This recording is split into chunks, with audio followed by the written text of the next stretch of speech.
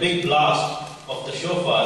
تو لکھا ہے کہ اور جب ساتویں فرشتہ نے نرسنگا پھونکا تو آسمان پر بڑی آوازیں اس مضمون کی پیدا ہوئی کہ دنیا کی بادشاہی ہمارے خداوند اور اس کے مسیح کی ہوگی. آمین. اور وہ ابد ہمیشہ تک بادشاہی کرے گا. اور 24 بزرگوں نے جو خدا کے سامنے اپنے اپنے تخت پر بیٹھے تھے منہ کے بل گر کر خداوند کو سجدہ کیا اور یہ کہا کہ اے خداوند قادر مطلق جو ہے جو تھا ہم تیرا شکر کرتے ہیں کیونکہ تو نے اپنی بڑی قدرت کو ہاتھ میں لے کر بادشاہی کی.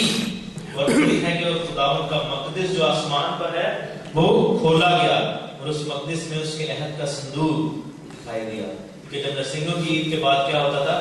عید کفارہ ہوتی تھی جب عہد کے صندوق کے اوپر خون ڈال دیا جاتا تھا اور وہ خون تو خداوند نے ڈال دیا لیکن خداوند کا مقدس کھولا گیا عہد کا صندوق دکھایا گیا اور اس عہد کے صندوق پر کس کے نشان تھے؟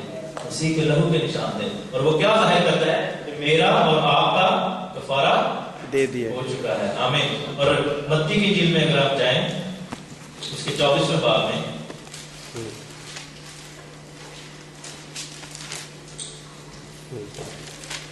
ان دونوں بلیک اور یلو ایریاز کے درمیان میں بہت ٹریبیولیشن ہے جس کو ہم اینٹی کرائسٹ کا دور بھی کہتے ہیں جب مصیبت پڑ جائے گی. اور لکھا ہے کہ 24ویں باب کی 29ویں آیت 29 ورس میں فوراً ان دنوں کی مصیبت کے بعد سورج تاریک ہو جائے گا اور چاند اپنی روشنی نہ دے گا. ستارے آسمان سے گریں گے اور آسمانوں کی قوتیں ہلائی جائیں گی اور اس وقت ابن آدم کا نشان آسمان پر دکھائی دے گا اور اس وقت زمین کی سب قومیں چھاتی پیٹیں گی اور ابن آدم کو بڑی قدرت اور جلال کے ساتھ آسمان پر کے بادلوں پر آتے دیکھیں گے اور وہ کس کے ساتھ؟ نرسنگے کی بڑی آواز کے ساتھ اپنے فرشتوں کو بھیجے گا. اور لکھا ہے کہ وہ مقرر فرشتہ مکائل اور نرسنگے کی آواز کے ساتھ آئے گا اور جو خاک میں سو رہے تھے وہ اٹھ کھڑے ہوں گے. ہم جو زندہ ہوں گے وہ بدل جائیں گے. تو یہ ہے کہ جو 7 نرسنگوں کی عید ہے یہ ریزریکشن آف دا ڈیڈ ہے. ریپچر کی عید ہے جب مردے زندہ ہو جائیں گے. اور اس کے بعد کیا ہے؟ عہد کا صندوق جو ہے وہ دکھائی دیا آسمان میں جب ہم خداوند کے سامنے اس عہد کے صندوق کے سامنے فیس ٹو فیس ہوں گے. عہد کا صندوق کون ہے؟ عہد کا صندوق یسوع مسیح ہے کیونکہ اس عہد کے صندوق کے اندر تختیاں ہوتی تھی اس کے اندر من ہوتا تھا اور اس کے اندر عصا ہوتا تھا ہارون کا. عبرانیوں کے خط میں یہ لکھا آپ پڑھ لیجیے گا 10ویں باب میں 8ویں سے 10ویں باب میں. تختیاں وہ عہد کون ہے؟ وہ خداوند کا کلام کون ہے؟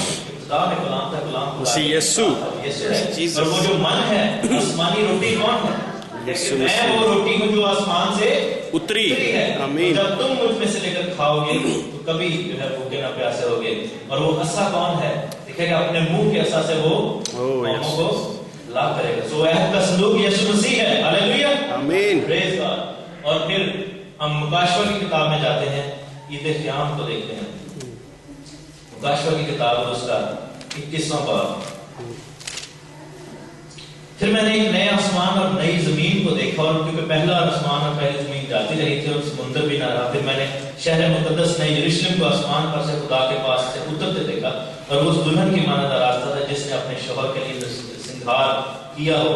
پھر میں نے تخت میں سے کسی کو بلند آواز سے یہ کہتے سنا کہ دیکھو خدا کا خیمہ Praise God, Jesus. لگ گیا. So that Feast of Tabernacle will become a reality in our life. جو کہ 1000 سالہ بادشاہی کا ذکر ہے جس کا قرآن اعظم میں بھی ذکر ملتا ہے. زکریا کی کتاب میں چلے جائیں اور اس کے 14ویں باب میں ہم دیکھیں گے اور اس کی 3 آیت ہے. تب خداوند خروج کرے گا نکلے گا اور ان قوموں سے لڑے گا جیسے جنگ کے دن لڑا کرتا تھا. اور وہ اس روز کو کوہ زیتون پر جہاں سے مسیح آسمان پر گیا تھا زیتون کے پہاڑ پر کھڑے تھے ماؤنٹ آف اولیوز پہ وہ اترے گا. تو لکھے کہ کوہ زیتون پر جو یروشلم کے مشرق میں واقع ہے کھڑا ہوگا اور کوہ زیتون بیچ میں سے ہٹ جائے گا. اور پھر آگے جا کر لکھا ہے کہ 11ویں آیت میں تو لوگ اس میں سکونت کریں گے اور پھر لعنت مطلق نہ ہوگی یعنی لعنت ختم ہو جائے گی. یروشلم امن و امان سے آباد رہے گا. اور پھر آگے لکھا ہے 16ویں آیت میں اور یروشلم سے لڑنے والی قوموں میں سے جو بچ رہیں گے سال ب سال بادشاہ رب الافواج کو سجدہ کرنے اور عید قیام کو منانے کے لیے لوگ ہیں. آمین. سو عید قیام ٹیبرنیکل ہم دیکھتے ہیں کہ کس طرح یہ خداوند کا فٹ پرنٹ ہمیں نظر آ رہا ہے. ہسٹری میں خداوند نے ایک چیز ہمیں دی جو کہ سال کا ایک سٹرکچر تھا اور مسیح کی منسٹری کا اور ہماری زندگیوں کا وہ سٹرکچر بنتا ہے. ہماری زندگیوں کا ایک پیٹرن ڈیفائن کیا گیا ہے. تک عید منا لی جاتی تھی، 8ویں دن کیا ہوتا تھا؟ گیدرنگ آف آل نیشن، ساری قوموں کو اکٹھا کیا جاتا تھا، اور یعنی ساری قوموں کے لیے اکٹھا تو نہیں ہو سکتے تھے لیکن ساری قوموں کے لیے قربانی دی جاتی تھی۔ بائبل مقدس میں کتنی قومیں بتائی گئی ہیں؟ آپ ہم سب بتا سکتے ہیں 70 قومیں ہیں، کیونکہ جب نوح کے بیٹے پیدا ہوئے، 3 بیٹے تھے، جب طوفان سے وہ باہر آئے تھے تو ان کے 70 بیٹے پیدا ہوئے تھے۔ اگر آپ NIV بائبل دیکھیں تو اس میں جو ہیڈنگ دیے ہوئے ہے table of nations, so in the whole world جو خداوند ڈیوائڈ کرتا ہے دنیا کو، وہ 70 قوموں میں ڈیوائڈ کرتا ہے، 70 نیشنز میں۔ اسی لیے جب مسیح نے شاگرد بھیجے تھے تو 12 شاگردوں کے علاوہ جب بھیجا تھا تو کتنے شاگردوں کو بھیجا؟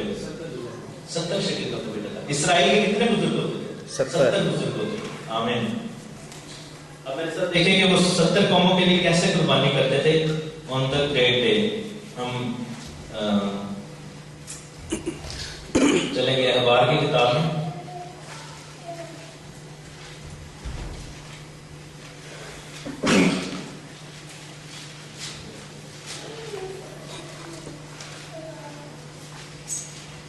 اس کے 23ویں باب میں واپس چلیں گے۔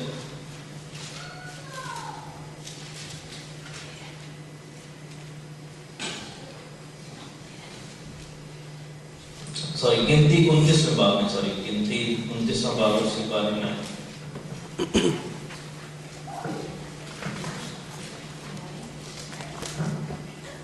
لکھا ہے کہ 7ویں مہینے کی 15ویں تاریخ کو تمہارا مقدس مجمع ہو۔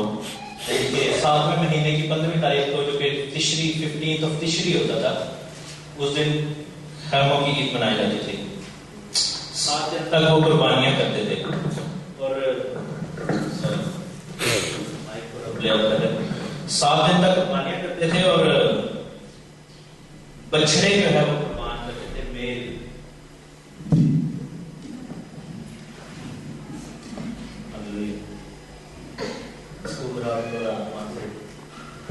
مین ٹوٹل لکھا ہوتا ہے۔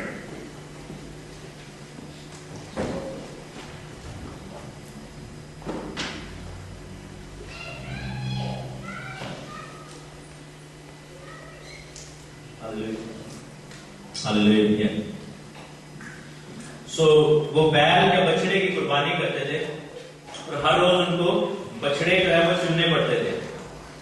میرے ساتھ دیکھیں گنتی 29ویں باب میں لکھا ہے 13ویں آیت میں، پہلے دن کیا ہے؟ تم سوکھنے قربانی کے طور پر کتنے بچڑے؟ 13 بچڑے، ٹھیک ہے۔ 17ویں آیت میں لکھا ہے دوسرے دن 12 بچڑے، تو 13 اور 12 کتنے ہوئے؟ 25۔ پھر تیسرے دن 11 بچڑے، کتنے ہو گئے؟ 25 اور 11 36۔ اس کے بعد چوتھے دن 10 بچڑے، جو کہ 46 بچڑے بنتے ہیں ٹوٹل۔ 5ویں دن 9 بچڑے، کتنے ہو گئے؟ 53۔ اور چھٹے دن 8 بچڑے، کتنے ہو گئے؟ نہیں 54 ہو گئے، 8 نہیں، دوبارہ گنے گے۔ پہلے دن 13، دوسرے دن 12، کتنے ہو گئے؟ 25 ہو گئے۔ تیسرے دن 11، 36۔ چوتھے دن 10، 46۔ اور پھر 9، 55۔ اور پھر 8، چھٹے دن 8 جو کہ 63 بنتے ہیں۔ اور پھر 7ویں دن 7 بچڑے، جو کہ کتنے بنتے ہیں؟ 70۔ تو 7 دن میں وہ دنیا کی 70 قوموں کے لیے بچڑے قربان کیا کرتے تھے ان کے بہاف پر، کیونکہ دنیا میں اسرائیل کی قوم کو کہا گیا تھا کہ تم کاہنوں کی قوم ہو۔ تو کاہن کا کام کیا ہوتا ہے کہ خدا کے کلام کو سکھائے جن کو نہیں آتا۔ تو اسرائیل کو یہ حکم تھا کہ وہ کاہنوں کے بہاف پر، کاہنوں کے لیے بہاف پر جو ہے وہ بچڑے غیر قوموں کے لیے بھی چڑھائیں۔ اور 8ویں دن کیا ہوتا تھا؟ مقدس مجمع ہوتا تھا، اور اس کو کہتے تھے یعنی کہ موئدین ملہوگوئیم، یعنی کہ دنیا کی قوموں کو اکٹھا کیا جائے تھے۔ تو اوبیسلی اکٹھا تو نہیں کر سکتے تھے، لیکن دعا میں ان کو یاد کرتے تھے۔ اور ہم دیکھتے ہیں کہ جب 1000 سالہ بادشاہی ختم ہوگی تو پھر کیا ہوگا؟ سفید تخت لگایا جائے گا، جس کے بارے میں لکھا ہے کہ تمام دنیا کے مردے اکٹھے کیے جائیں گے اور اس تخت کے سامنے حاضر ہوگے اس بادشاہی کے اختتام پر۔ تو اس عید کے جب اختتام ہوگا، مطلب کہ اس عید کی جو پکچر ہے 1000 سالہ بادشاہی، اس کا اختتام ہوگا تو ایک بڑا سفید تخت لگایا جائے گا، اور سب دنیا کے لوگوں کو جو کہ خداوند کی پہلی آمد میں شامل نہیں ہو سکے تھے، دوسری آمد میں شامل نہیں ہو سکے